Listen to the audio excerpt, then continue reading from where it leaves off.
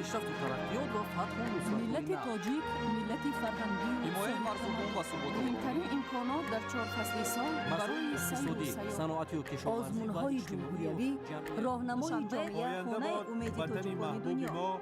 تاجیکستانی آزاد و صاحب اختیار.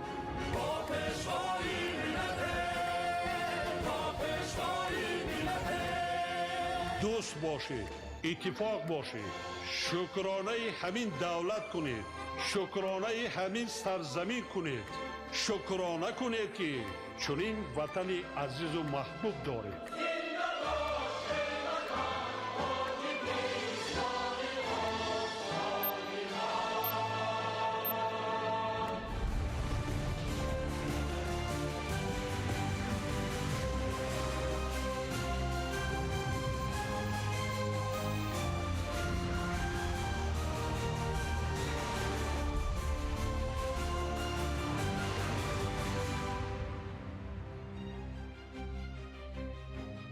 ассалому алайкум бинандагони гиромӣ. нашри муфассали барномаи иттилоотии ахборро мустақиман манзуратҳо менамоем.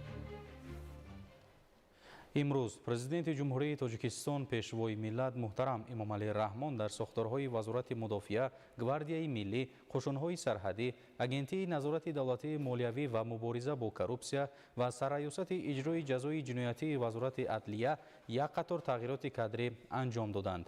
Ба вазифаи муовини якуми сардори муассисаи давлатии мададгори мудофиаи вазорати мудофиа ва вазифаҳои роҳбарӣ дар дастгоҳи марказии вазорати мудофиа ва ситоди генералии қувваҳои мусаллаҳи кишвар, қушунҳои сарҳадӣ, гвардияи миллӣ, агентии назорати давлатии молиявӣ ва мубориза бо коррупсия ва сарраёсати иҷрои ҷазои ҷиноятии вазорати адлия ва ҳайати фармондеҳии ҷузу томҳои низомии сохторҳои қудратии мазкур кадрҳои ҷавону варзида дорои тахассуси олӣ ва далеру ватандӯст таъин гардиданд.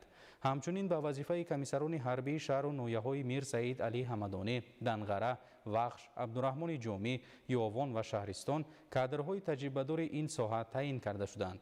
Сарвари давлат муҳтарам Эмомалӣ Раҳмон зимни суханронӣ ва суҳбат ҳолати омодагии қувваҳои мусаллаҳ, воҳидҳои низомӣ ва сохторҳои дигари номбурдаро дар робита ба авзои минтақа ва ҷаҳон мавриди таҳлилу баррасӣ қарор дода, дар назди ҳар яке аз ин ниҳодҳои низомӣ ва ҳифзу таъмини сулҳу оромӣ вазифаҳои муайян гузоштанд. таваҷҷӯҳи зиёд ба тақвияти ҳифзи сарҳади давлатӣ ва пешгирӣ аз ҳар гуна сарҳадшиканӣ, бахусус сарҳадшикании мусаллаҳона ва қочоқи аслиҳаю маводи мухаддир, таҳкими омодагии доимии қувваҳои мусаллаҳ, забономӯзӣ, аз худ кардан ва истифодаи лавозимоту техникаи муосири ҷангӣ, гузаронидани машқу тамринҳои пайваста бо истифода аз имконоти таҷҳизоти идорашавандаи фосилавӣ ва риояи қонунияту оинномаҳои соҳавӣ зоҳир карда шуд. таъкид гардид ки муносибат бо сарбозону кормандон бояд мисли муомила миёни аъзои оила бошад, то ки эҳсоси дӯстиву бародарию ҳамдигарфаҳмӣ байни хизматчиёни ҳарбӣ ва роҳбарони воҳидҳои низомӣ устувор гардад. тоҷикистон сарзамини офтоб, кӯҳҳои осмонбӯс ва фарҳанги бостонӣ. имрӯз сайёҳӣ танҳо сафар нест, он рушд, имконият ва оянда аст. бо рушди соҳаи сайёҳӣ мо ҷаҳонро ба тоҷикистон меорем. ман табиати инҷоро хеле дӯст доштам. имрӯз низ рӯзи хуб ва офтобӣ аст. ҳар роҳ пайванд, ҳар бино умед ва ҳар лоиҳа қадаме ба фарду. созандагӣ ин танҳо сохтмон нест, балки бунёди зиндагии нав аст. тақвияти корҳои ободонӣ дар кишвар. об ҳаёт аст, замин ризқ аст ва меҳнат баракат аст. бо обёрӣ гардидани заминҳо саҳроҳо мешукуфанд ва ҳосил фаровон мешавад. тадбири андешиҳои масъулин дар ин самт. моҳидорӣ аз самтҳои муҳими таъмини амнияти озуқаворӣ мебошад. рушди моҳипарварӣ, истифодаи самараноки захираҳои обӣ, таъмини бозор бо маҳсулоти ватанӣ.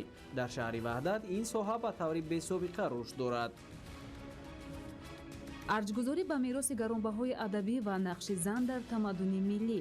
ҳамоиши 1050-солагии Робияи Балхӣ дар Душанбе. шарҳи ин ва дигар хабарҳо дар нашри муфассали барномаи иттилоотии ахбор. амалисозии тадбирҳои муҳими иҷтимоӣ аз ҷумла зиёдшавии нафақа рӯҳбаландии сокинони шаҳри Кӯлобро дуча намудааст. танҳо дар 5 соли охир бо дастгирии пешвои миллат муҳтарам Эмомалӣ Раҳмон музди миёнаи меҳнат дар кишвар баланд бардошта шуда ба бештар аз 100% баробар гардид. инак соли 2026 низ ин тадбир самаранок амалӣ карда мешавад. бо дар назардошти имкониятҳои имрӯзаи иқтисодӣ ва зарурати боз ҳам беҳтар намудани сатҳи зиндагии аҳолӣ, президенти ҷумҳурии Тоҷикистон пешвои миллат муҳтарам Эмомалӣ Раҳмон зимни ироаи паём ба Маҷлиси олӣ супориш доданд, ки аз 1 сентябри соли 2026 маоши вазифавии кормандони муассисаҳои маориф аз ҷумла муассисаҳои томактабӣ ва миёнаи умумӣ 25%, дигар муассисаҳои соҳаи маориф, соҳаҳои илм, фарҳанг, варзиш, тандурустӣ, муассисаҳои соҳаи ҳифзи иҷтимоӣ, мақомоти ҳокимият ва худидоракунии давлатӣ ва дигар муассисаҳои буҷетӣ инчунин стипендияҳо 20% зиёд карда шаванд. музди меҳнати амалкунандаи мақомоти ҳифзи ҳуқуқ, хизматчиёни ҳарбӣ ва дигар кормандони ин мақомот 20% зиёд карда шавад. чунин дастгириҳои пайвастаи давлат ва ҳукумати ҷумҳурии Тоҷикистон боиси рӯҳбаландии кормандони ниҳодҳои гуногун гардида, завқу масъулияти онҳоро барои боз ҳам беҳтар намудани кору фаъолият, инчунин нишон додани садоқат ба ватану миллат бештар хоҳад намуд.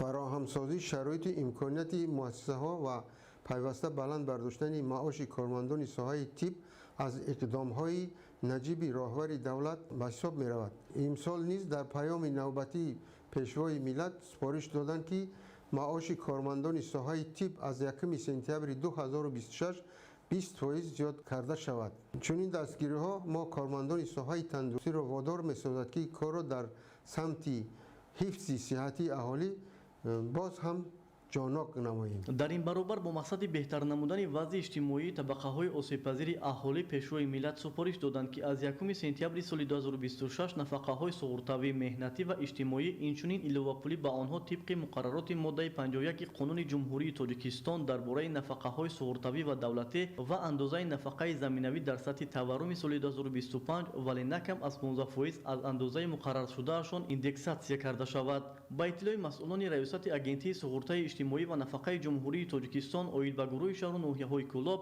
шумораи умумии нафақагирон дар минтақаи Кӯлоб 126741 нафарро ташкил дода, барои пардохти саривақтии маблағҳои нафақа чораҳои зарурӣ андешида мешавад. талаботи моҳонаи нафақагирони минтақаи Кӯлоб 69 миллиону 466 ҳазор сомониро ташкил медиҳад. аз 1 сентябри соли 2026 ҳаҷми нафақаи нафақагирон дар маҷмӯъ 15% индексатсия, яъне зиёд карда мешавад. дар заминаи таваҷҷӯҳи ҳамешагии ҳукумати мамлакат, сокинони шаҳру ноҳияҳои вилояти Хатлон бо азму иродаи қавӣ талош менамоянд, ки бо иҷрои саривақтии дастуру супоришҳои дар паёми солонаи президенти ҷумҳурии Тоҷикистон ироа гардида ба халқу ватан содиқона хизмат намуда, дар рушди иқтисодиву иҷтимоии Тоҷикистони соҳиби истиқлол ҳиссаи арзанда гузоранд. Анваршо Сайдализода, Сайҳомиди Шариф, Ахбор.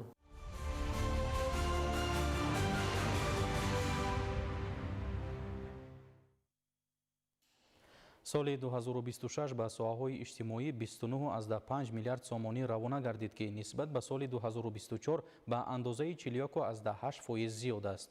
ҳалли масъалаҳои иҷтимоӣ самти муҳими фаъолияти ҳукумати кишвар ба ҳисоб меравад ва тадбирҳои солҳои охир амалӣ гардида ба рушди ин соҳаҳо такони ҷиддӣ бахшиданд. ҳамкорони мо шарҳи бештар медиҳанд. беҳтар намудани шароити таҳсил, сохтмон ва таъмири мактабҳо, дастгирии омӯзгорон, баланд бардоштани сифати таълим, беҳтар намудани хизматрасонии тиббӣ, хариди таҷҳизоти муосир, баланд бардоштани сатҳи табобат, пешгирии бемориҳо, дастгирии нафақахӯрон, маъюбон ва оилаҳои ниёзманд, инчунин пардохти кӯмакпулиҳо ва нафақаҳо, рушди фарҳанги миллӣ, дастгирии ҷавонон, варзиш ва насли солим. дар маҷмӯъ дар соли 2026 аз ҳаҷми умумии хароҷоти бюҷети давлатӣ тақрибан 44% ё маблағи 29,5 миллиард сомонии он ба соҳаҳои иҷтимоӣ равона мегардад. ҳиссаҷудокунии молиявӣ барои соҳаҳои иҷтимоӣ дар солҳои 2024-2026. соли 2024 20,9 миллиард сомонӣ, соли 2026 29,5 миллиард сомонӣ, афзоиш 8,7 миллиард сомонӣ ё 41,8%. бо мақсади татбиқи амалии дастуру супоришҳои пешвои муаззами миллат, вазорати молия сиёсати бюҷетиро бо равонасозии афзалият ба соҳаи иҷтимоӣ ба роҳ монда. дар соли 2026 ҳаҷми умумии хароҷоти бюҷети давлатӣ дар ҳаҷми 67 миллиард сомонӣ ба нақша гирифта шуда, تقریبا 44% یا مبلغ 29.5 میلیارد سومانی آن برای مبلغ‌گذاری ساحه اجتماعی در نظر داشته شده است. در مقایسه با سال 2025 با مبلغ 5.6 میلیارد سومانی یا 23.3%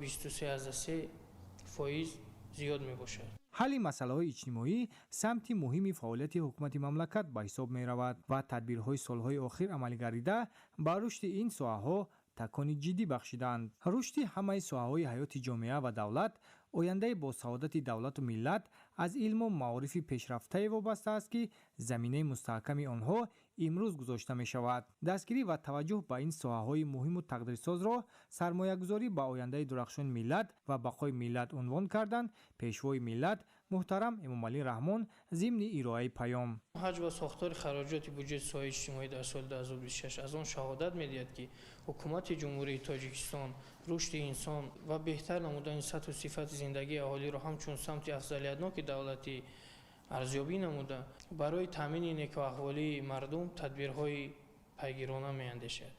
حکومت مملکت مبلغ‌گذاری این ساحه‌های کلیدی را منتظم زیاد می‌نماید و هر سال حجم عمومی آن بیش از 21% خراجات بودجه دولتی را تشکیل می‌دهد. در مجموع حجم و ساختار خراجات ساحه‌های اجتماعی از آن شهادت می‌دهد که حکومت جمهوری تاجیکستان رشد انسان و بهتر نمودن صفت زندگی اهالی را همچون سمت افضلیتناک سیاست دولتی ارزیابی نموده برای تامین نیکاحوالی مردم تدبیرهای مؤثر می‌اندیشد.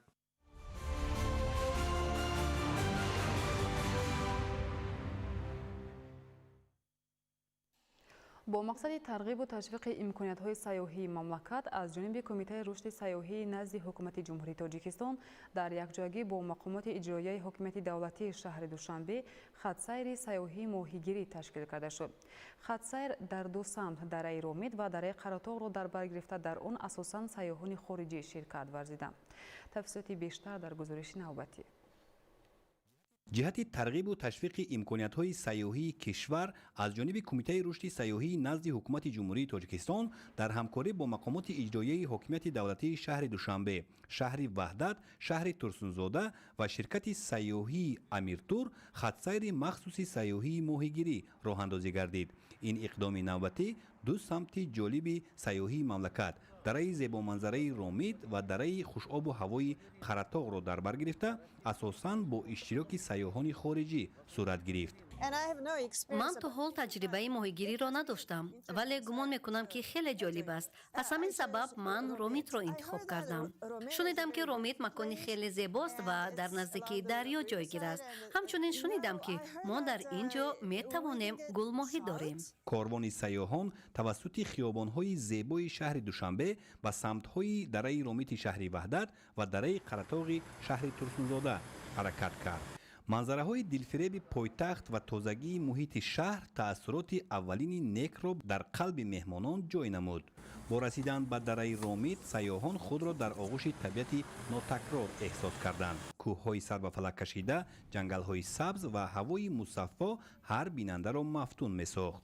در یکی از خواجگی‌های ماهی پروری منطقه که به قبول سیاحان مطابق گردانده شده است، مهمانان به واسطه به ماهیگیری جلب شدند. هر یک سیاح با چنگک ماهیداری کرده در مدت کوتاه ماهی دلخواهش را به دست آورد. سپس سفر در ساحل دریای پرتغیان رومید ادامه یافت. آب‌های صاف و سرد که از دامنه کوه‌ها جاری می‌شدند، محیطی مساعد برای پرورش و افزایش گلماهی فراهم آوردند. من طبیعت اینجا را خیلی دوست داشتم. امروز نیز روزی خوب و آفتابی است. ما خیلی خرسندیم که به این سیاحت آمدیم. حاضر ما نقشه داریم که باز کمی به ماهیداری مشغول شویم. تاجیکستان کشور است خیلی زیبا و آرام. امروز ما به سیاحت برآمدیم و با منظره‌های حیرت انگیز تاجیکستان شناس شدیم. ما سیاحت‌های بی خطر و جالب انجام دادیم. می‌خواهم با منظره‌های زیبا و طبیعت ناتکراری تاجیکستان با چشمان خود بهای بلند بدهم و سپاس خود را بیان کنم. مخصوصاً ماهیگیری برایم جالب آمد.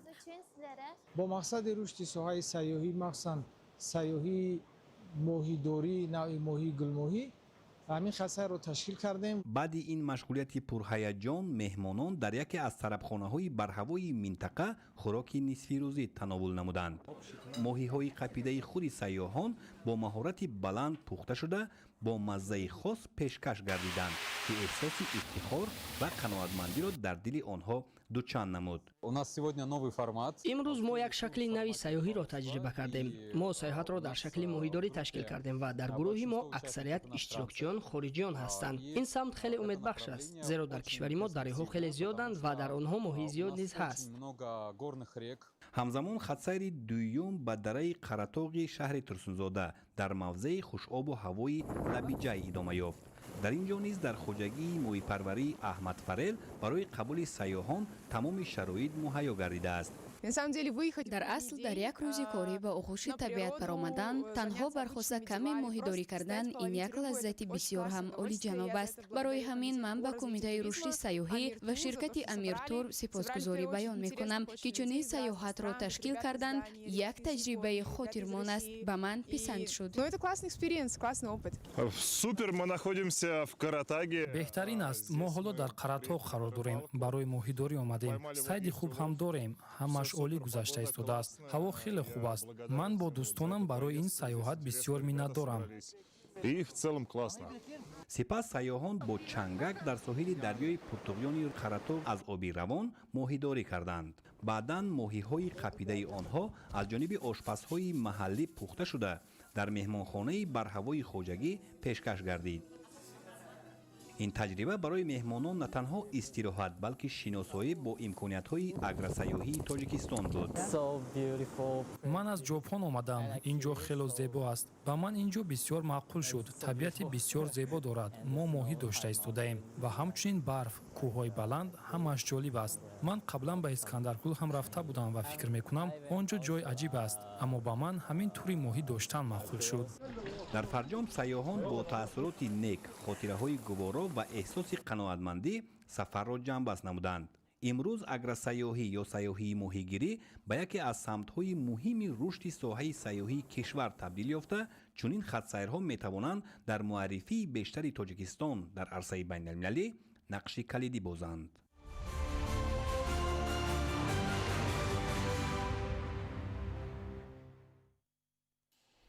در ناحیه خراسان با بنیاد راه و پل و دیگر انشاءات اهمیت اجتماعی و اقتصادی داشته صفت خدمترسانی به اهالی بهتر و خوبتر گردانده می شود.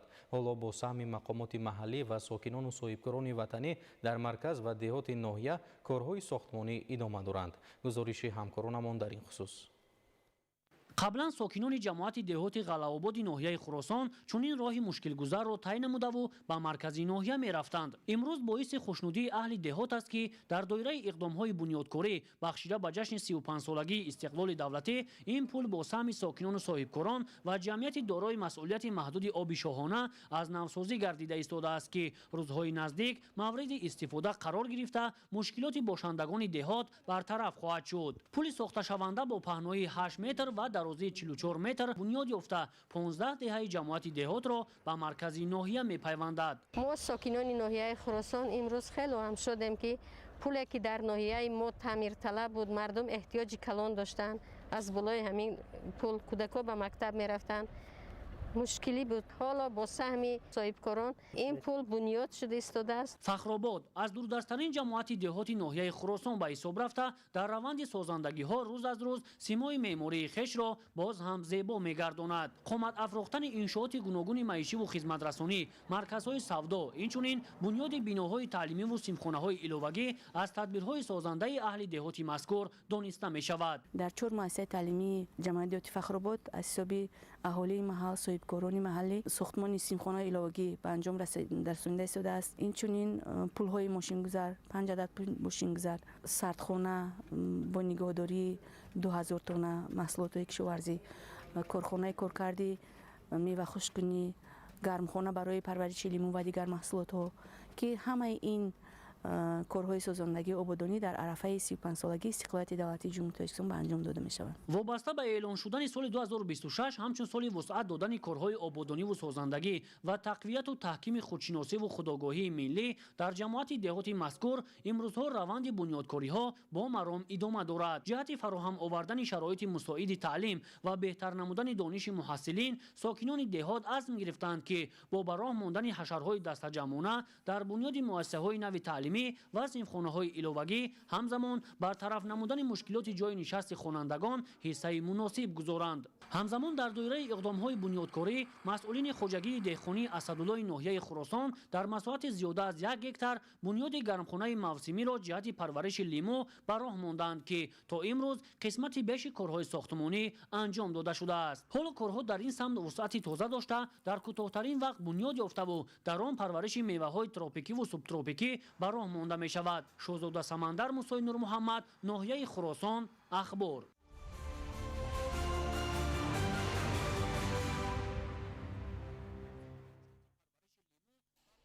созандагии ободонӣ хоса бунёду ба истифода додани иншооти гуногун муҳимтарин амалҳоест ки давоми 4 соли охир бо мақсади сазовор ҷашн гирифтани 35-солагии истиқлоли давлатӣ дар шаҳру ноҳияҳои вилояти соғ вусъат ёфт ва нақшаи пешбинишуда пурра иҷро гардид. дар соли 2026 чунин тадбирҳои неку шоиста бо саҳми мақомоти давлатӣ, соҳибкорон ва аҳолӣ боз ҳам густариш ёфта. иловатан бунёди бештар аз 3000 иншоот ба нақша гирифта шудааст. аз раванди созандагиҳо абдуваҳоби абдусаттор гузориш медиҳад. дар давоми солҳои 2022-2025 дар вилояти суғд бо саҳми мақомоти давлатии соҳибкорон ва сокинон 12729 иншооти гуногун бунёду навсозӣ шуда нақшаи созандагии ободонӣ ба истиқболи ҷашни 35-солагии истиқлоли давлатии ҷумҳурии тоҷикистон пеш аз муҳлат барзиёд иҷро гардид. бо эълон шудани соли 2026 соли вусъат додани корҳои ободониву созандагӣ ва тақвияту таҳкими худшиносиву худогоҳии миллӣ дар вилоят боз бештар аз 3000 иншооти дигар сохта ба истифода дода мешавад. ҳадаф муайян ва ҷиҳати амалӣ намудани иқдоми пешгирифташуда мақомоти маҳал дар ҳамдастӣ бо соҳибкорону аҳолии созандаи вилоят нақшаҳои навро таҳризӣ кардааст. иншооте ки дар ин давра сохта ба истифода шудаанд ҳамаи соҳаҳоро дар бар мегирад. вобаста ба ин 571 адад корхона ва коргоҳҳои нави саноатӣ, 439 адад иншооти соҳаи тандурустӣ, 1022 адад иншооти соҳаи маориф, 357 адад майдончаҳои варзишӣ, 129 адад иншоотҳои фарҳангӣ, 302 адад иншоотҳо вобаста ба соҳаи сайёҳӣ ва хизматрасонӣ, 1767 адад иншоот вобаста ба соҳаи савдо ва хӯроки умумӣ сохта ба истифода дода шудаанд. дар давраи соли вусъат додани корҳои ободониву созандагӣ ва тақвияту таҳкими худшиносиву худогоҳии миллӣ ва ҷиҳати иҷрои дастуру супоришҳои роҳбари давлат муҳтарам Эмомалӣ Раҳмон оид ба фароҳам овардани шароити созгор барои сайёҳон бунёди меҳмонхонаю марказҳои муосири хизматрасонӣ амалӣ карда мешаванд. инак дар оғози соли 2026 дар мавзеи Искандаркули ноҳияи Айнӣ бо ташаббуси соҳибкорони ватандӯст сохтмони иншооти наву замонавӣ оғоз гардид. зимни муаррифии лоиҳа иттилоъ дода шуд ки маҷмӯаи сайёҳӣ дар масоҳати бештар аз 1 гектар бунёд гардида аз 3 бинои сеошиёнаи хизматрасонӣ, 5 бинои якошиёна, таваққуфгоҳ, майдончаи варзишӣ, тарабхонаю қаҳвахона, ҷойҳои сайругашт, майдончаи бозии кӯдакон ва дигар инфраструктураи зарурӣ иборат мебошад. маврид ба таъкид аст ки имрӯзҳо дар шаҳру ноҳияҳои вилояти суғд ҷиҳати иҷрои саривақтии супоришҳои ҳукумати ҷумҳурии тоҷикистон корҳои сохтмону навсозии инфраструктураи сайёҳӣ бо маром идома дошта сатҳи хизматрасонӣ ба сайёҳони дохиливу хориҷӣ сол ба сол беҳтар мегардад. бунёди меҳмонхонаю тарабхонаҳои замонавӣ дар соҳили баҳри тоҷик воқеъ дар шаҳри гулистон ҳам идома дорад. дар шаҳри хуҷанд бошад нақшаи бунёди меҳмонхонаю тарабхонаҳо дар соҳили дарёи сир амалӣ мешаванд. таъмини сулҳу субот, рушди соҳаҳои хоҷагии халқ ва бунёди иншооти муосир дар ҳудуди вилоят имкон фароҳам овардааст то шумораи меҳмонон ва сайёҳони хориҷӣ афзоиш ёбад ки ин раванд на танҳо ба рушди соҳаи сайёҳӣ балки ба таҳкими иқтисоди миллӣ низ мусоидат мекунад. абдуваҳоби абдусаттор, Илёс Бобоҷон, вилояти суғд, ахбор.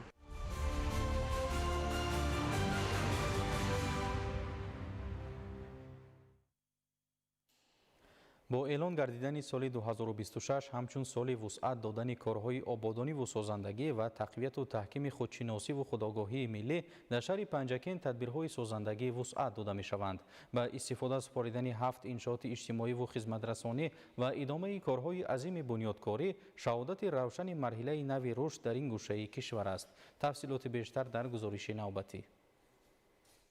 деҳаи ёрии ҷамъияти деҳоти ёрӣ имрӯз ба як майдони васеъи корҳои созандагиву бунёдкорӣ табдил ёфтааст. бо оғоз гардидани соли нави 2026 ки аз ҷониби пешвои муаззами миллат муҳтарам эмомалӣ раҳмон ҳамчун соли вусъат додани корҳои ободониву созандагӣ ва тақвияту таҳкими худшиносиву худогоҳии миллӣ эълон гардидааст, дар ин минтақа якбора 7 иншооти муҳими иҷтимоиву хизматрасонӣ мавриди истифода қарор дода шуда, корҳои сохтмонӣ дар дигар иншооти ба нақша гирифташуда бо суръати баланд идома доранд. дар доираи ин иқдомҳо дар маҳаллаҳои фушун ва равоти деҳаи ёрӣ марҳилаи аввали кори 2 чоҳи амудӣ барои таъмини аҳолӣ бо оби тозаи ошомиданӣ ба фаъолият оғоз намуданд. иттилоъ дода шуд ки чоҳҳои амудӣ бо дастгирии мақомоти иҷроияи маҳаллии ҳокимияти давлатии шаҳр аз ҷониби соҳибкор Асрор Мирзозода бунёд ёфта, бо истифода аз ҳар кадоми онҳо 200 хоҷагӣ бо оби тозаи ошомиданӣ таъмин мегарданд. чоҳҳои амудӣ бо истифода аз чуқурии 150 метр дастрас шуда, ба иттилои масъулин ҳар кадоми онҳо дар як сония имкони истихроҷ намудани 25 литр обро доранд.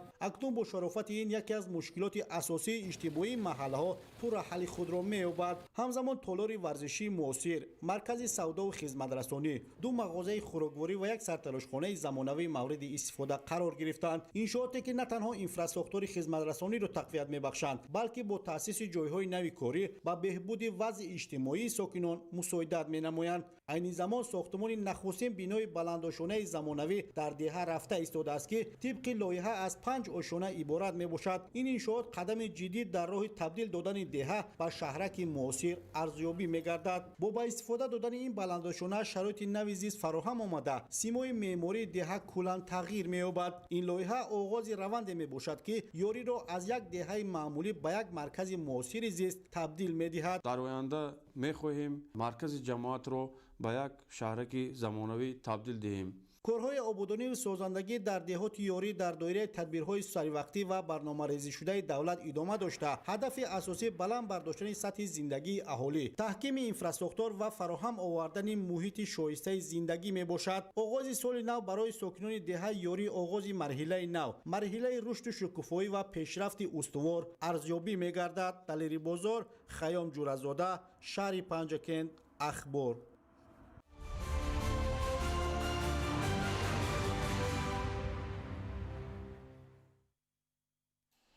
бо мақсади иҷрои нишондодҳои паёми президенти ҷумҳурии тоҷикистон муҳтарам эмомалӣ раҳмон ба маҷлиси олӣ ва дар доираи тадбирҳои ободонӣ ба истиқболи 35-солагии истиқлоли давлатӣ дар ноҳияи нуробод 203 иншооти нави иҷтимоӣ ва хизматрасонӣ сохта ба истифода дода шуд. ҳоло дар 51 иншооти боқимондаи ҷашнӣ корҳои сохтмонӣ вусъат дорад. гузориш дар ин хусус. ноҳияи нуробод дар партави нишондодҳои паёми президенти ҷумҳурии тоҷикистон пешвои миллат муҳтарам эмомалӣ раҳмон ба маҷлиси олӣ дар ҳоли рушд қарор дорад. ин аст ки дар маркази шаҳраку деҳот аз ҳисоби ҳамаи сарчашмаҳои маблағгузорӣ даҳо биноҳои хуштарҳу замонавӣ ва дигар инфраструктури зарурӣ бунёд шуда истодааст. аз ҷумла ба истиқболи ҷашни 35-солагии истиқлоли давлатии ҷумҳурӣ сохтмони 257 иншооти гуногуни хоҷагии халқ пешбинӣ шуда буд ки то ҳамин давра бо анҷоми корҳои сохтмонӣ аз ин шумора 203 иншооти ҳаётанмуҳими хоҷагии халқ ва дигар инфраструктури зарурӣ мавриди баҳрабардорӣ қарор гирифта корҳои сохтмонӣ бошад, дар 51 иншооти боқимонда аз рӯи нақша идома дорад. сохтмони бинои таълимӣ ва хобгоҳ барои кӯдакони ятиму бепарастор дар партави ғамхориҳои беназири президенти ҷумҳурии тоҷикистон пешвои миллат муҳтарам эмомалӣ раҳмон бунёд шуда истодааст, зеро бо кӯчондани як қатор иншооти ҳаётанмуҳими хоҷагии халқ аз минтақаи зериобшавандаи нерӯгоҳи барқии обии Роғун ба шаҳраки Дарбанд зарурати сохтмони бинои нав пеш омад. ин аст дар раванди барномаҳои созанда сохтмони бинои таълимии 4-ошёна ва хобгоҳи 3-ошёна идома дошта корҳои сохтмонӣ аз рӯи нақша ҷараён дорад. дар ин радиф сохтмони пули мошингузар аз болои дарёи Сурхоб, идомаи корҳои сохтмонӣ дар бинои коллеҷи техникӣ, кохи фарҳанг, меҳмонхона, беморхонаи хусусӣ, марказҳои тиҷоратӣ ва дигар иншооти ҳаётанмуҳими хоҷагии халқ идома дорад. ساکنان وطندوس ناحیه نورآباد نشاندادهای پیام پرزیدنت جمهوری تاجیکستان پیشوای ملت محترم امامعلی رحمان و مجلس عالی را سرمشق کار خود قرار داده با حس بلند وطندوستی در روند کارهای سازندگی به استقبال جشن 35 سالگی استقلال دولتی جمهوری تاجیکستان سهم ارزنده خود را می‌گذارند تا جشن استقلال کشور عزیزمان را با دستاویزهای ارزنده استقبال گیرند.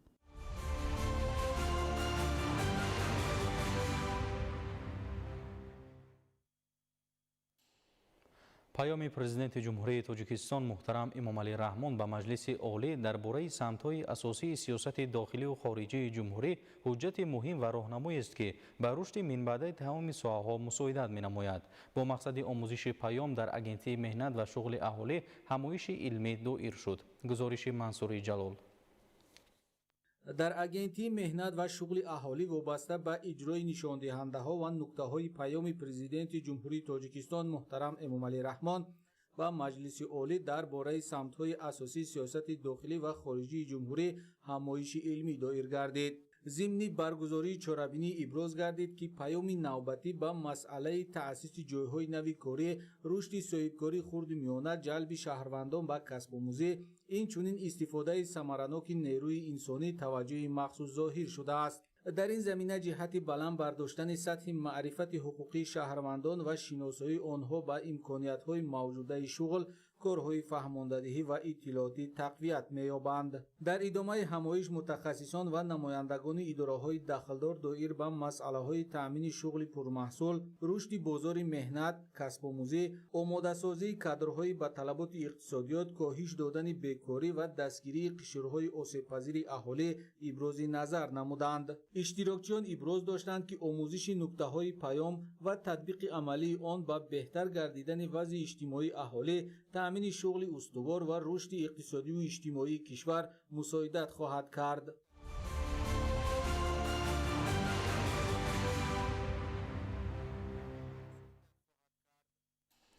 در اساس قطعنامه یونسکو دوام سالهای 2026-2027 1050 سالگی نخستین شاعره زبردست و صاحب دیوان تاجیک رابعه بلخی در سطح بین‌المللی تجلیل می‌گردد. با این مناسبت در دانشگاه ملی تاجیکستان همایش علمی نظریوی برگزار گردید. گزارش در این خصوص.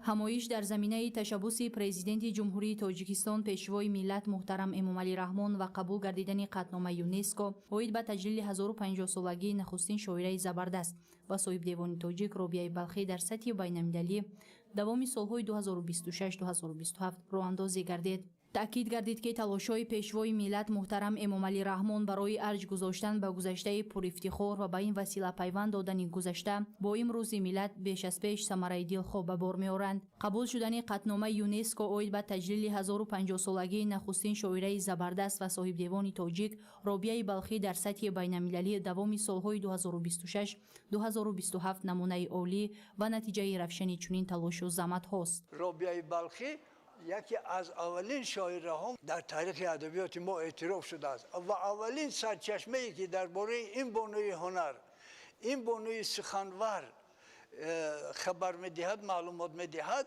الهی نامه فریدالدین محمد عطار نیشاپوری است. رابعه بلخی با ایجاد خود و یک سلسله بانوها سبب گردید که بانوهای زیاد مثلا به ادبیات وارد شوند. رابعه بلخی یکی از نخستین و برجسته‌ترین بانوان ادبیات دیرینه‌مان بوده در آخر عصر سامانیان زیسته و با اشعار خود در روند احیای ادبیات عالمگیر آن دوران اشتراک فعال داشته است. در آخر دوره فعالیت استاد ابو عبدالله رودکی زیسته و سبک رودکیوار شعر و ادب دوران سامانیان را در بلخ بامی یکی از نخستین خاستگاه‌های شعر و ادب نیاگانی شرفمند با مرام ادامه بخشیده است. شعرهای باقی مانده از رابعه بلخی دلیلی با اعتماد در سخنوری توانا و دارای شجاعت بی‌نظیر ادبی بودن او میباشند. جشن سالگرد شاعره شناخته تاجیک رابعه بلخی در عرصه بین‌المللی از تاریخ و فرهنگ بای ملت تاجیک شهادت میدهد. در ادامه چهاربینی مقاله‌ها در موضوع رابعه بلخی نخستین شاعره صاحب دیوان تاجیک،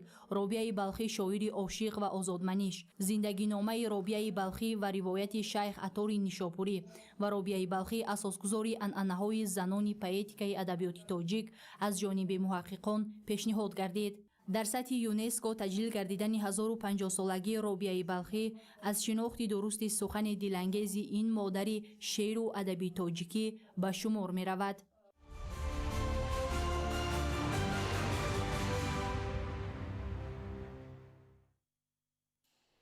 иштирокчиёни озмунҳои сатҳии ҷумҳуриявӣ дар вилояти мухтори кӯҳистони Бадахшон сол то сол зиёд гардида, соли 2025 аз $225 давлаталаб дар даври ниҳоӣ 21 нафар сазовори ҷойҳои намоён гардиданд.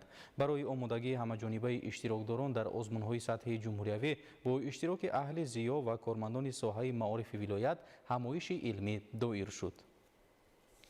озмунҳои ҷумҳуриявӣ фуруғи субҳи доноӣ китоб аст, илм фуруғи маърифат. Тоҷикистон ватани азизи ман, аз таваҷҷуҳи президенти ҷумҳурии Тоҷикистон пешвои муаззами миллат муҳтарам Эмомалӣ Раҳмон нисбат ба соҳаи маориф ва фарҳанг гувоҳӣ дода, иқдоми мазкур ба ташаккули донишу ҷаҳонбинии сокинони кишвар мусоидат намуд. Дар даври ниҳоии озмуни ҷумҳуриявӣ фуруғи субҳи доноӣ китоб аст, аз вилояти мухтори кӯҳистони Бадахшон 74 нафар иштирок намуда, 7 нафар мақомҳои арзандаро касб карданд. Дар ин бора зимни чорабинӣ бо иштироки аҳли зиё, устодони донишгоҳи давлатии Хоруғ, Институти илмҳои гуманитарӣ ва омӯзгорони муассисаҳои таҳсилоти миёнаи умумӣ гуфта шуд. Дар рафти ҷаласа аз рӯи масъалаи иштирок дар озмунҳои ҷумҳуриявӣ ва олимпиадаҳои фаннӣ қайд доштанд, ки соҳаи маориф дар сиёсати дохилии ҳукумати ҷумҳурии Тоҷикистон мавқеи калид дошта, баргузории озмунҳо ҳавасмандии насли наврасро барои омӯзиши илму дониш афзун гардонидааст. маҳз таваҷҷуҳи роҳбарияти кишвар ба соҳаи маориф аст, ки дар тамоми гӯшаву канори Тоҷикистони азиз сохтмони муассисаҳои наву замонавӣ муҷаҳҳаз бо тамоми шароити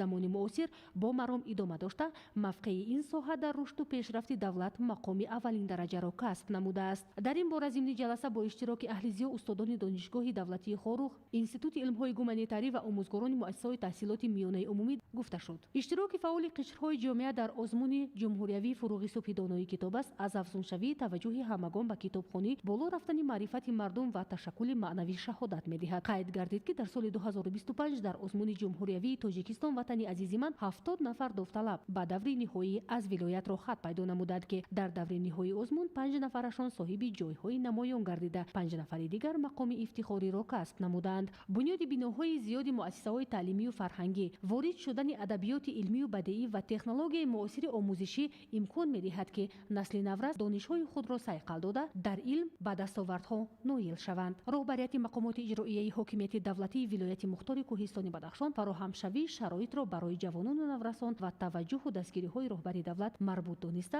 дар посух ба ғамхориҳои ҳукумати кишвар омӯзиш, иштирок дар озмунҳо ва оянда ҳамчун кадрҳои лаёқатманд хизмат кардан ба нафъи давлату миллатро зарур донистанд.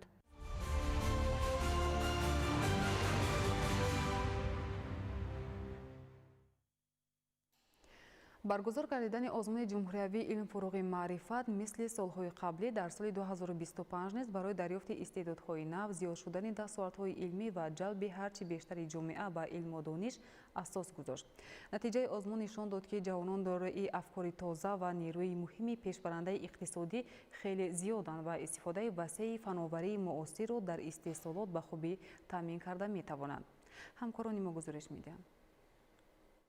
абдулқосим тоҳирзода дар зери заррабин барангезандаи бемории сиҳроми чорворо мушоҳида мекунад. аз рӯи сохти морфологӣ мушаххас намуд, ки ваксинаи ихтироъ намудаи ӯ дар чорвои бемор натиҷаи мусбат додааст. бино ба гуфтаи ӯ, сиҳром яке аз бемориҳои сироятии хатарноки ҳайвонот аст, ки метавонад ба хоҷагиҳои чорводорӣ зарари зиёд расонад. агар бемориҳои хавфнок ва сироятӣ аз ҷониби олимону донишмандон зуд муайян ва пешгирӣ карда нашаванд, баъзан хоҷагиҳои чорводорӣ дар алоҳидагӣ имкони мубориза бо ин бемориҳоро надоранд. бемори сиҳром ин бемори шадиди сирояткунандаи чорвои хурд ва чорвои калон шоҳдор мебошад. ин бемори анаэробӣ низ мебошад, барангезандааш анаэробӣ низ мебошад. бисёртар чорвоҳои ҷавони сермаҳсул фарбеҳ низ бемор мешаванд ва нишонаҳои аввалин дараҷаш дар ҷойҳои сермӯшак бисёртар барангезанда дида мешавад. истифодаи хайлҳои маҳаллӣ, татбиқи дастовардҳои илм дар истеҳсолот ва мутобиқ намудани ихтироот ба шароити иқлим барои роҳ ёфтани абдулқосим тоҳирзода ба даврҳои ноҳиявию шаҳрӣ асос ва роҳро барои сазовор гардидан ба мақоми аввал дар озмуни ҷумҳуриявии илм-фуруғи маърифат аз рӯи номинатсияи ихтироъкорӣ ва навоварӣ боз намуд. инак дастовардаш натиҷа ва хоҷагидорон аз он ба таври васеъ истифода мекунанд. дар соли 2025 дар озмун илм фуруғ маърифат дар номинатсияи ихтироъкорӣ ва навоварӣ иштирок варзидам ва дар ноҳияи Шомансур сазовори ҷои аввал гардидам ва дар шаҳри Душанбеам сазовори ҷои аввал гардидам ва дар хушбахтона дар давраи ҷумҳуравӣ сазовори ҷои аввал низ гардидам. мақсади асосии мо аз ин ваксина аз он иборат мебошад ки ваксинае ки мо дар институт тайёр кардаем ин аз штаммҳои маҳаллии худмон гирифта шудааст. дар қатори Абдулқосим Тоҳирзода дар Институти масоили амнияти биологӣ ва биотехнологияи Академияи илмҳои кишоварзии Тоҷикистон ҷавонони дорои афкори тоза ва нерӯи муҳими пешбарандаи иқтисодӣ зиёданд ва истифодаи васеъи фановарии муосирро дар истеҳсолот ба хубӣ таъмин карда метавонанд. ихтирои онҳо имрӯз барои баланд намудани маҳсулнокӣ ва солимии чорво мусоидат менамояд. вазъи эпизодии ҷумҳуриро нигоҳ доштан ҷавонони мо махсусан дар шӯъбаи биотехнологияи истеҳсоли ватанӣ албатта кор карда баромадастем ки дар ҷумҳурӣ аз рӯи таҳлилҳои вазъи эпизодӣ маълум аст ки зиёда аз 15 намуди ваксинаҳо ворид карда мешавад барои касалиҳои сирояткунанда. Институти масоили амнияти биологӣ метавонад ки зиёда аз 30-40% онҳоро рақобатпазирӣ намуда ва ҷои худро дар ҷумҳурӣ муайян намояд.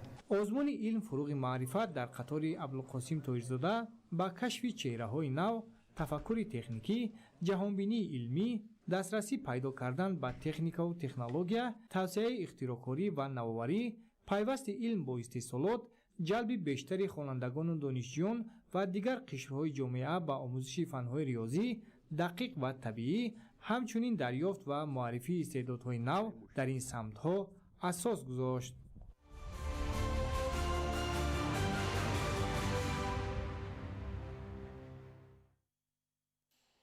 дар доираи тадбирҳои тақвияти амнияти озуқаворӣ ва истифодаи оқилонаи имкониятҳои кишоварзӣ вобаста ба такмили донишу малакаи хоҷагидорон ва ҷорӣ намудани таҷрибаҳои пешқадам дар парвариши картошка дар ноҳияи Кушониён ҳамоиши илмӣ амалӣ баргузор гардид. дар ҳамоиши мазкур олимону донишмандони соҳа доир ба истифодаи дурусти тухмӣ ва афзалияти иҷрои корҳои агротехникӣ дар заминҳои корам фикру андешаҳои судмандро баён сохтанд. идомаи мавзӯъ дар гузориши навбатӣ.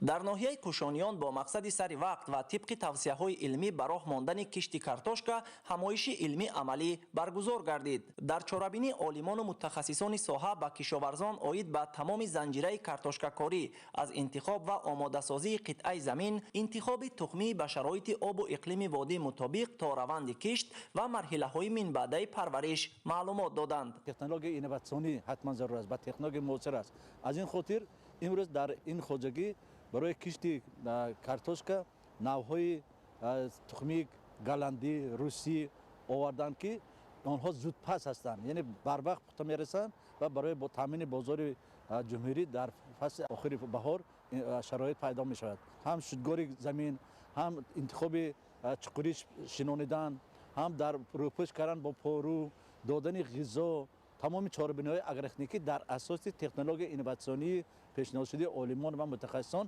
дар инҷо ҷорӣ карда шудааст. таъкид карда шуд ки истифодаи самараноки замин, риояи қоидаҳои агротехникӣ ва интихоби тухмии хушсифат омилҳои асосии баланд бардоштани ҳосилнокӣ ва беҳтар гардидани сифати маҳсулот ба шумор мераванд. ба масъулин ҷиҳати таъмини заминҳо бо оби полезӣ ва ҷорӣ намудани усулҳои муосири кишоварзӣ дастуру тавсияҳои мушаххас дода шуд.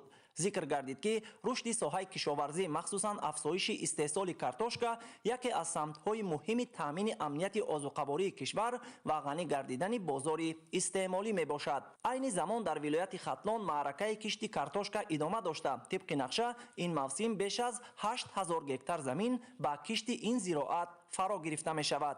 шинодани картошка дар заминҳо аз моҳи декабр оғоз меёбад то манами моҳи охири январ шинодан мумкин аст. дар ҳолате ки замин тайёр бошад, яъне лой набошад, ях кардагӣ набошад, ҳарорат мусбӣ бошад, замин ғизо дода шудагӣ бошад, ҳамаи чорабиниҳои агротехникие ки барои кишт тайёр бошад кардан мумкин аст. кишоварзони шаҳру ноҳияҳои водии вахш ҳамасола кишту парвариши картошкаро дар ду марҳила асосӣ ва такрорӣ ба роҳ монда бо ба даст овардани ҳосили фаровон дар таъмини бозори дохилӣ саҳми назаррас мегузоранд. این تدبیرها به افزایش حجم استحصال، تأسیس جایهای نوی کاری و بهتر گردیدن سطح زندگی اهالی مساعدت می‌نماید. اسماعیل صاحب نظریان، اسکندر سعید، اخبار.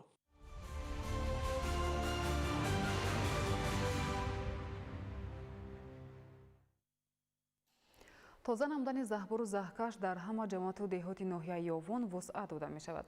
ин тадбир дар ҷамоати деҳоти Гулсара Юсуфова аллакай дар ҳоли анҷомёбӣ аст. масъулин дар раванди тоза намудани заҳбуру заҳкаш ва беҳсозии ҳолати мелиоративии заминҳо аз муосиртарин техникаҳои соҳавӣ истифода менамоянд. гузориш дар ин хусус. пур шудани заҳкашҳо бо партоб, лой ва алафҳои бегона ҳаракати озоди обро манъу хатари онро ба хонаҳои истиқоматӣ ва заминҳои кишоварзӣ бештар мекунад. пуршавии об метавонад таҳкурсии роҳу пул ва дигар иншоотро низ хароб созад. обҳои дар заҳбуру заҳкаш истода манбаи афзоиши ҳашарот ва сирояти бемориҳои гуногун ҳастанд. ин ва дигар омилҳое вуҷуд доранд ки ҳайати кормандони муассисаи давлатии беҳдошти замин ва обёрии Ёвон дар ҳавзаи дарёи вахшро ба татбиқи тарҳу нақшаҳои муассир водор кардааст. тоза намудани заҳбуру заҳкаш дар ҳудуди ҷамоати ба номи Гулсара Юсуфова ҳар рӯз вусъат меёбад. сифат ва иҷрои саривақтӣ дар раванди омода сохтани заҳбуру заҳкаш зери таваҷҷӯҳи махсус қарор дорад. аз ин лиҳоз вақт хубу босамар истифода мешавад. аз 1140 километр заҳбуру заҳкашҳо 1122 километр заҳбурои дохили хоҷагӣ буда 17 километриш заҳбурои байни хоҷагӣ мебошад. барои беҳтар намудани ҳолати меративӣ аз ҳисоби хизмати обрасонӣ аллакай мувофиқи нақша 66 гектарро ташкил медод.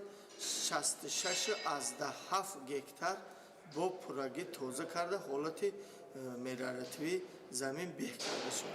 дарозаи заҳбур ва заҳкаш дар ҷамоати Гулсара Юсуфова 4300 метр аст. масъулин то имрӯз дар масофаи 2200 метр корҳои тозакунӣ ва омодагӣ ба ҷорӣ шудани об ба самти муайянро бо сифат иҷро кардаанд. корҳои то имрӯз иҷро шуда ҳолати мелиоративии 25 гектар заминро беҳтар кардааст. истифода аз 4 адад техникаи соҳавии пуриқтидор фаъолият дар тоза намудани лою алафҳои ба ботлоқ табдил шударо вусъат медиҳад. ҳудуди заминҳои киш дар ҷамоати Гулсара Юсуфова ҳамасола васеъ шуда, истифодаи хуби он аҳли заҳматро ба гирифтани ҳосили фаровон дастёб кардааст. ба ҳолати хуб даровардани заҳбуру заҳкаш маҳз ба хотири пешгирӣ аз таъсири он ба рушди соҳаи кишоварзӣ дар ҷамоат маҳсуб меёбад. чун дар акси ҳол резиши борон ва обҳои зеризаминӣ ки маҷрӯи худро дигар мекунанд гирифтани ҳосил аз майдонҳои киштро зери суол мебарад. 1920 гектар заминҳои кишоварзӣ дар ҷамоати Гулсара Юсуфова тавассути пойгоҳи обкашии рақами 1 обёрӣ мекарданд. обёрии майдони киш дар ноҳия ҳамасола аз рӯзи аввали моҳи апрел оғоз меёбад. то мавсими обёрӣ бештар аз 2 моҳ вақт аст, вале бо истифода аз фурсати муносиб пойгоҳи обкашӣ таъмир ва ба мавсими нави фаъолият омода карда мешавад. дар ҳудуди ноҳияи Ёвон 21593 гектар заминҳои обӣ вуҷуд дорад. аз ин 11147 гектар заминҳои оби ноҳияи Ёвон тариқи пойгоҳи обкашӣ обёрӣ карда мешавад. дар ҳудуди ноҳияи Ёвон 52 адад дастгоҳи калонҳаҷм вуҷуд дорад ки айни ҳол баъд аз мавсим аллакай дар ҳолати таъмир қарор доранд. аз 52 дастгоҳи обкашие ки мо ба нақша гирифта будем то имрӯз аллакай 38 адади дастгоҳи обкашӣ бо пуррагӣ таъмир гардида омодаи кор мебошанд. ивази қисмҳои эҳтиётӣ ва бартарафсозии дигар мушкилиҳои техникӣ бояд ба таъмини иқтидори лоиҳавии пойгоҳ баровардани 15000 литр об дар 1 сония мусоидат намояд. тавоноии лоиҳавӣ дар пойгоҳи обкашии рақами 1 ва обёрии бидуни мушкил дар 3860 гектар замин пешбинӣ шудааст. ин пойгоҳ обро аз шохоби рости дарёи вахш қабул намуда тавассути дастгоҳҳои муосири пуриқтидор ба заминҳои кишт тақсим мекунад. раванди кор дар мавзеъҳои муайян ки ҳаракати об ба самти пойгоҳро таъмин месозанд бо истифода аз масолиҳи баландсифати ватанӣ вусъат дорад.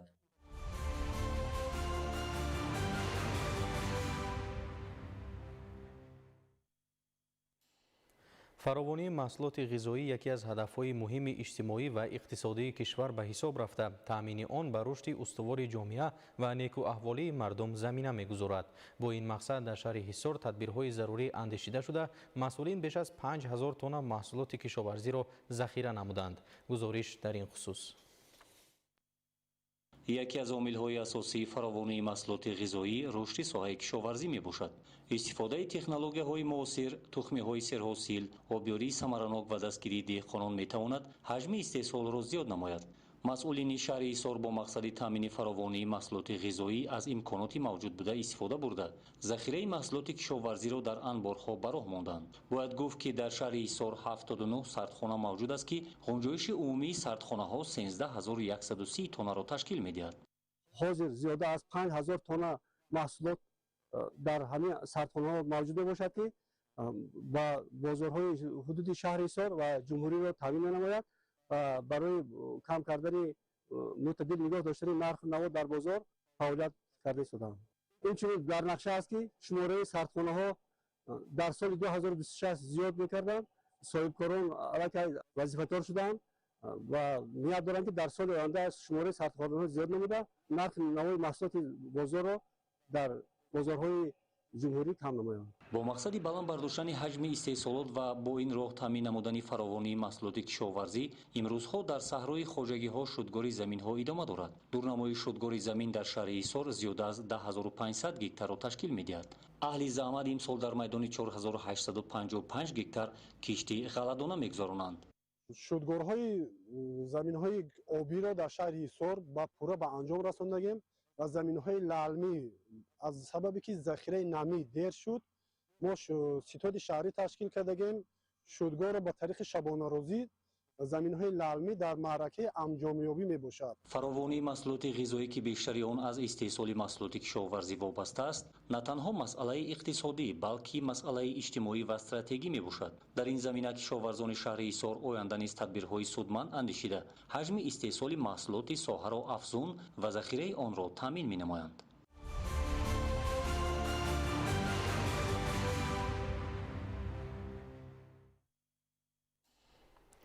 барои бунёди боғ ва кишти дигар зироат хоҷагидоронро мебояд пеш аз шиноидани ниҳол аввалан ташхиси амиқи хокро ба анҷом расонанд. дар акси ҳол аз қитъаи замини интихобшуда хоҷагидорон самараи иқтисодӣ ба даст оварда наметавонанд. шарҳи бештар дар таҳияи Гулчеҳраи Саттор.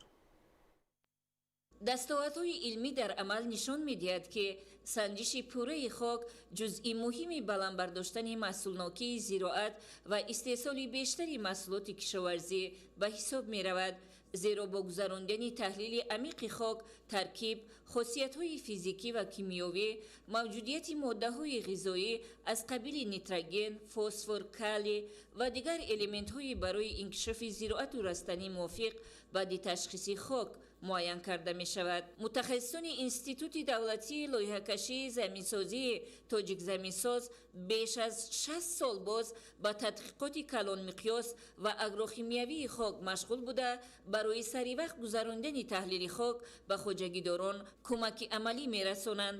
корҳои хокшиносӣ ва баҳои замин тибқи қонунҳои ҷумҳурии тоҷикистон дар бораи баҳои замин инчунин кодекси замини ҷумҳурии тоҷикистон қонуни ҷумҳурии тоҷикистон дар бораи ҳифзи хок ва дигар санадҳои меъёрие ки ҷумҳурии тоҷикистон эътироф кардааст амалӣ карда мешавад. дар 32 шаҳр ноҳияи ҷумҳурии тоҷикистон корҳои тадқиқоти калонмиқёси хок ва шӯрии хок гузаронда шудааст. яке аз роҳҳои асосии назорат ва пешгирӣ намудани таназзули заминҳои корам, чарогоҳу ҷангалзор, ин омӯхтани ҳолати воқеии хоки ин гурӯҳи заминҳо ва таркиби агрохимиявию муайян намудани фосфор, калий ва гумус дар таркиби хок аст. озмоиши хок ҳамчунин барои муайян кардани туршии хок, шӯрнокӣ ва сохтори хок кӯмак мерасонад. дар санҷишгоҳи мо зиёда аз 20 намуди ташхис дар таркиби хок гузаронда мешавад. ин бошад қабати ҳосилхезии замин, гумус, таркиби карбонатҳо, таркиби механикии хок, фосфори ҳаракаткунанда, калий ва шаванда, баъд гачнокӣ. ҳар рӯз ҳар як мутахассис дар 100 намунаи хок ташхис мегузаронад. таҷрибаҳо нишон медиҳад ки бе ташхиси корҳои агрохимиявии хок, меъёри истифодабарии нуриҳо, гузарондани тадқиқоти калонмиқёси хок ва шароитҳои иқлимӣ, иқтисодии минтақа оғоз намудани фаъолияти истеҳсолӣ барои хоҷагидорон манфиатовар буда наметавонад. ягона омили зиёд кардани истеҳсоли маҳсулоти кишоварзӣ дуруст ва самарабахш истифода бурдани маълумоте мебошад, ки дар натиҷаи санҷиши хок ба даст оварда шудааст. таҳлили хок кафолати ҳосилнокии баланд ва хароҷоти ками хоҷагидорон аст. натиҷаҳои ниҳоӣ баҳои сифати хок ва тавсивоти замин, яъне бали замин ва кайфияти технологӣ ҳангоми баҳодиҳии иқтисодии заминҳои кишоварзӣ истифода бурда мешавад. бо мақсади баланд бардоштани нишондодҳои истеҳсолӣ, ҳифз намудани таркиби хок, зиёд намудани ҳосилнокии зироату фоидаи бештар, хоҷагидоронро мебояд пеш аз кишту кор дар замин сараввал шӯрии хок, сангу гажнокӣ, азот, фосфор, калий, таркиби механикӣ, тавоноӣ ва дигар хусусиятҳои хокро санҷида, баъдан мувофиқи тавсияи мутахассисони соҳа ба замин миқдори лозимии нуриҳоро таъмин намоянд, вагарна хароҷот нисбати даромад зиёду манфиати иқтисодӣ камтар мегардад.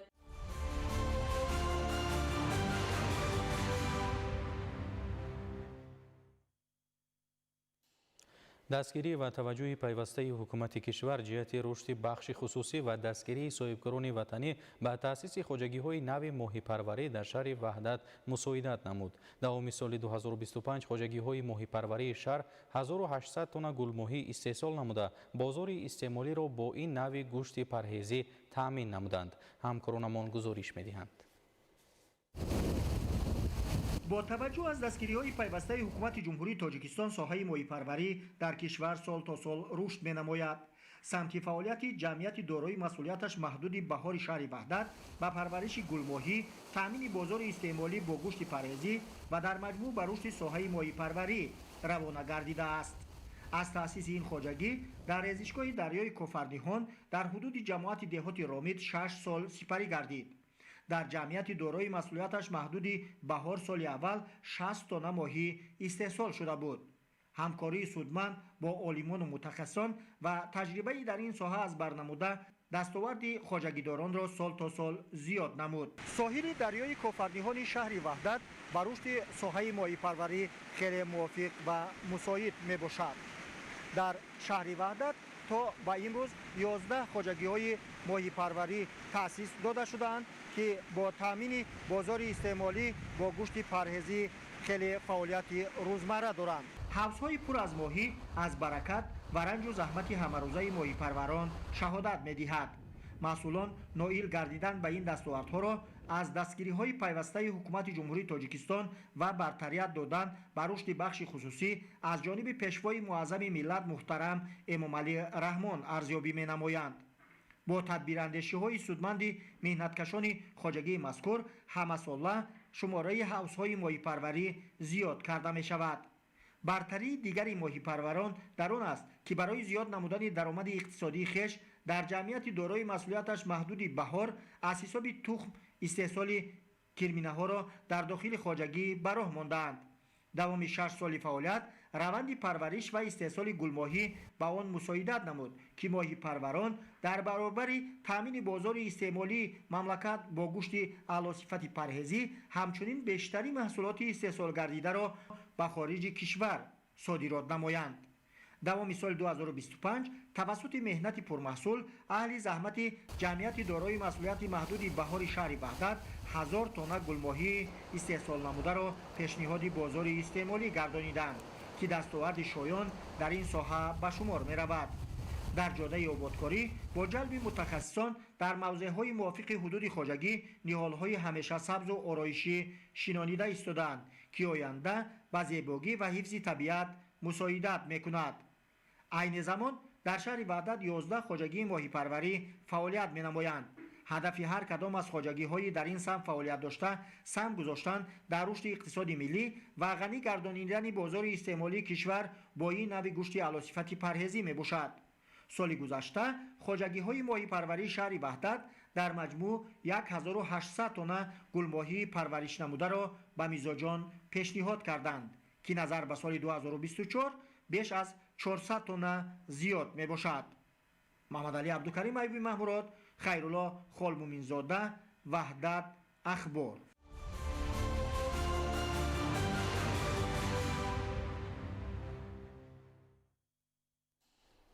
дар ноҳияи Барзоб ба истиқболи ҷашни 35-солагии истиқлолии давлатӣ тадбирҳои ободонӣ аз ҷумла корҳои сабзу хуррамгардонӣ вусъат дода мешавад. Тибқи нақша дар ҳудуди ноҳия беш аз 10 000 ниҳоли ҳамешасабз шинонида мешавад. ҳоло корҳои сабзу хуррамгардонӣ бо ҷалби сокинон идома дорад.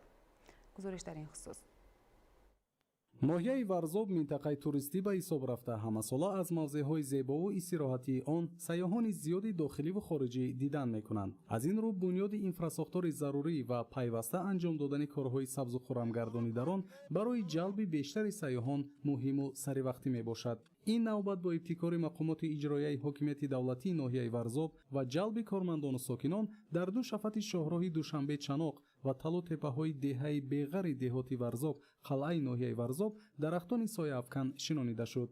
ин тадбир ба истиқболи ҷашни 35-солагии истиқлолияти давлатӣ минбаъд дар дигар мавзеъҳои ҳудуди ноҳия идома ёфта, ҳадаф пеш аз ҳама баланд бардоштани ҳисси зебоипарастӣ дар замири мардум ва ба ин васила ободу зебо гардонидани ин гӯшаи Тоҷикистон мебошад. дар ин рӯз дар шафати шоҳроҳи Душанбе Чаноқ 500 бех ниҳоли дарахти Сузанбарг бо риояи қоидаҳои агротехникӣ шинонида шуд. мувофиқи нақша дар ин мавсим беш аз 10 000 бех ниҳоли дарахти сояафкану ороишӣ дар ҳудуди ноҳия шинонида мешавад. то имрӯз дар доираи корҳои ободонӣ наздики 1000 бех ниҳол дар шафати шоҳроҳҳо, талутеппаҳо ва дигар мавзеъҳои ноҳия шинонида шудааст ки ин тадбир ба боз ҳам ободу зебо гардидани симои ноҳия мусоидат менамояд.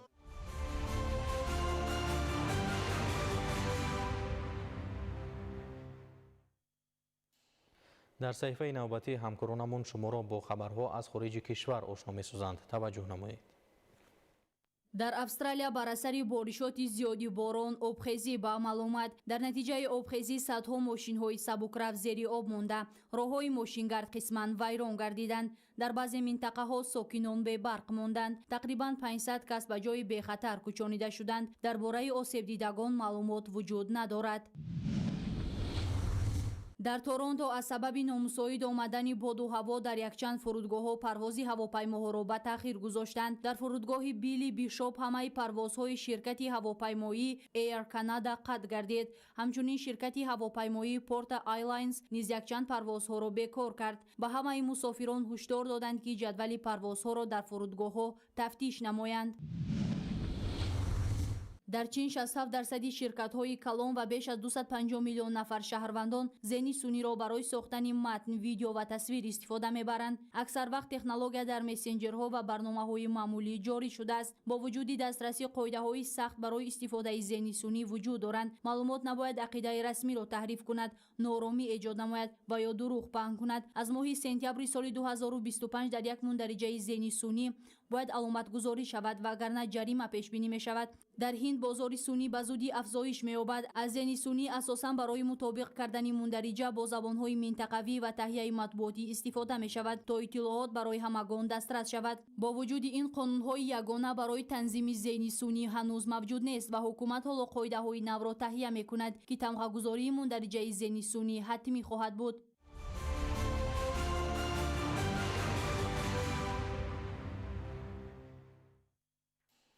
бинандагони гиромӣ, ин буд барномаи иттилоотии ахбор.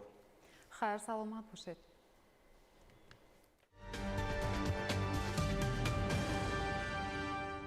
салом бинандагони гиромӣ, шуморо бо вазъи ҳавои мамлакат барои пагоҳ 17 январи соли 2026 шинос менамоем.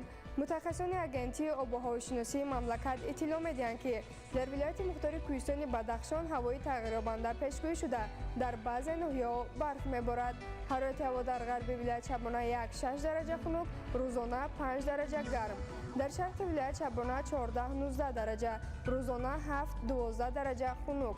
дар вилояти Хатлон ҳавои тағйирёбанда пешгӯӣ шуда боришоти барф дар назар аст. ҳарорати ҳаво дар водиё шабона то 5 дараҷа хунук, рӯзона 1-6 дараҷа гарм. дар ноҳияҳои Доманакӯҳӣ шабона 1-6 дараҷа хунук, рӯзона то 5 дараҷа гарм мешавад. дар вилояти Суғд ҳавои тағйирёбанда пешгӯӣ шуда дар ноҳияҳои алоҳида барф меборад. ҳарорати ҳаво дар водиё шабона то 5 дараҷа хунук, рӯзона аз 2 дараҷа хунук то 3 дараҷа гарм. дар ноҳияҳои кӯҳӣ шабона 8-13 дараҷа, рӯзона 3-8 дараҷа хунук мешавад. در ناحیه‌های تابع جمهوری هوای تغییرابنده پیشگویی شده. در وادی‌ها بارشات برف در نظر است. حرارت هوا در وادی شبانه تا 5 درجه خنک، روزانه 1-6 درجه گرم. در ناحیه‌های کوهی شبانه 3-8 درجه خنک می شود. در بعضی ناحیه‌ها 14-16 درجه خنک، روزانه 3 درجه خنک تا 2 درجه گرم. در بعضی ناحیه‌ها تا 3-8 درجه خنک می شود. در شهر دوشنبه هوای ابرناک پیشگویی شده برف می‌بارد.